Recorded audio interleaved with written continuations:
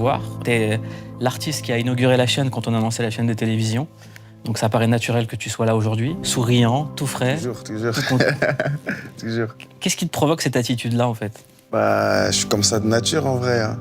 Moi, je suis un gars, j'aime pas me prendre la tête, je veux que rigoler. C'est tout, frère. On vit la vie. T'as traversé une période dure récemment, Ouais. t'étais incarcéré. Je voulais juste savoir, déjà, qu'est-ce que ça t'a fait de sortir? C'est quoi le premier truc auquel t'as pensé? Aller au studio, Ouais, tout de suite. ouais, tout de suite. En vrai, la prison, c'est, comme on dit, un mal pour un bien. Là-bas, tu réfléchis énormément. De toute façon, t'as que ça à faire. Hein. Cogiter. Tu revois tes priorités et quand tu sors, bah, tu sais directement ce que tu dois faire.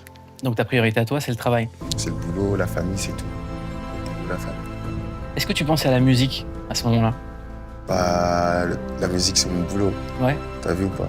Ça veut dire qu'automatiquement, bah, tout se passe dessus. Est-ce que t'écrivais? Non, j'écris jamais, moi. Dans ta tête? Ouais, toujours. J'écris pas. Tu connais, t'enregistres des images, t'enregistres.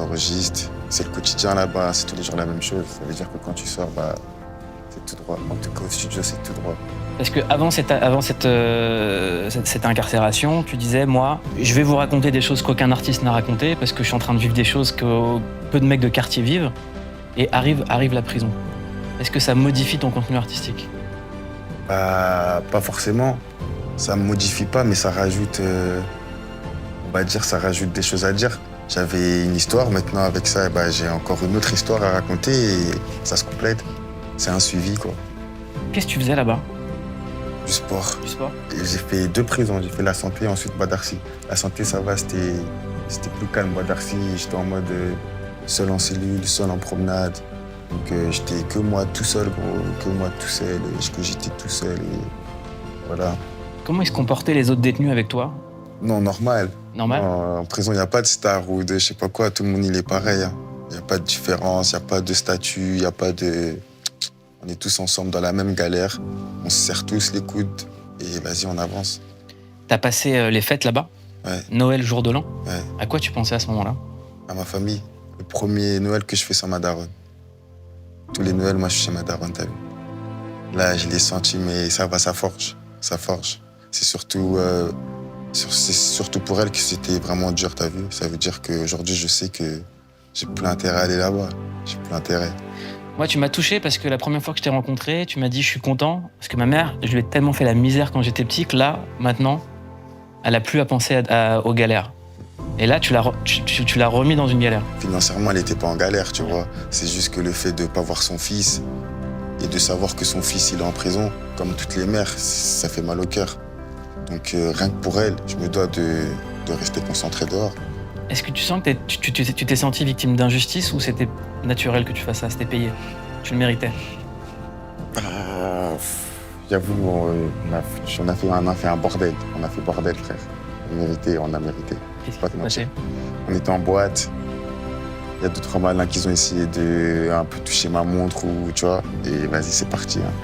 C'est parti, mais au lieu d'arrêter, on s'est pas arrêté, frère. Et après, vas-y, c'était mort. Ça interroge sur une question, c'est la liberté que tu as en tant qu'artiste, en fait. Est-ce que tu es libre de tes mouvements quand Ouais. tu es connu, quand tu es exposé?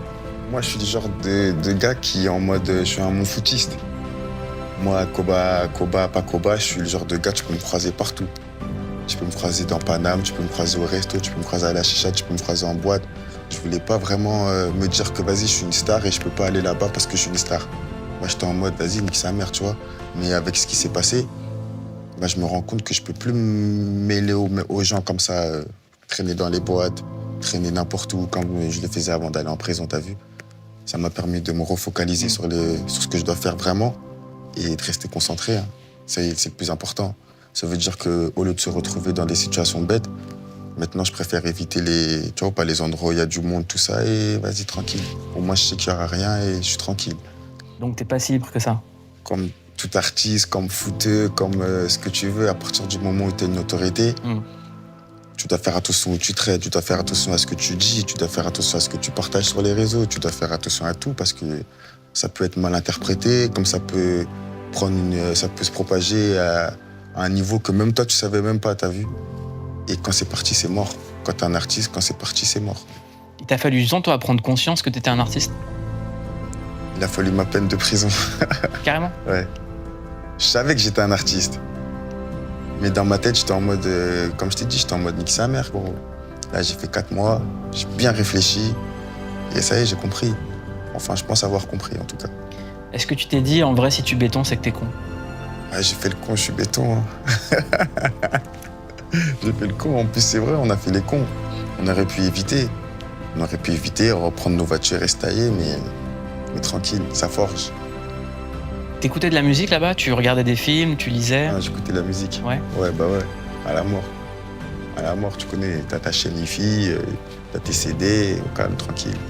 C'est quoi qui te tenait comme musique? Qui te donnait de la force? J'écoutais Boleman, j'écoutais ZKR, j'écoutais Jul. Ouais, je crois que j'écoutais vraiment que ça. Ouais. Jul, il est beaucoup, beaucoup écouté. Ouais, Jul, c'est le meilleur. Ouais. C'est le meilleur, Jul. C'est le meilleur, il n'y a rien à dire. Artistiquement parlant, même dans son comportement, il n'y a rien à dire. Qu'est-ce qui te touche dans ces textes, toi? C'est sa sincérité. Il est comme moi, c'est spontané. C'est pas le genre de mec qui va faire un son et dans 2-3 jours, il va revenir sur le son pour modifier. Quand c'est posé et basta. Il est comme moi. Et ça, tu le sens direct. Tu le sens directement. Toi, tu tiens à garder ça derrière le micro? Ouais. De toute façon, comme je te dis, moi, j'écris pas, moi. Dès que j'ai un truc dans la tête, je le sors dans la cabine et dès que c'est posé, c'est posé. C'est fini, le son, je le touche plus. Qu'au mixage après, mais je change plus rien. Si pour moi c'est bon, bah c'est bon, frère, t'as capté. C'est pas quelqu'un qui va venir me dire non, mais tu ferais, mais non. Si moi j'ai dit c'est bon, frère, c'est moi qui fais la musique, de toute façon, t'as vu. Faut être sûr de soi.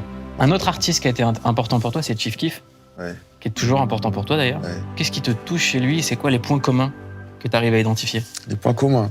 On a percé au même âge. Il avait 17 ans, lui, quand il est arrivé dans la musique. Moi aussi, j'avais 17 ans. C'est la folie comme moi. Et même, je regardais son quotidien. T'as capté, il fout la merde comme moi.